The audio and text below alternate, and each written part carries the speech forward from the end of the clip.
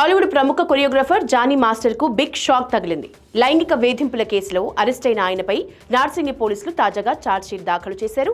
Lady choreographer పై Johnny master లైంగిక వేధింపులకు పాల్పడినట్లు పోలీసులు ఛార్జ్షీట్ లో పేర్కొన్నారు. జానీ మాస్టర్ తనని లైంగికంగా వేధిస్తున్నాడంటూ ఆయన దగ్గర పనిచేసే అసిస్టెంట్ కొరియోగ్రాఫర్ పోలీసులకు ఫిర్యాదు చేయడంతో ఆయన్ను అదుపులోకి తీసుకున్నారు పోలీసులు.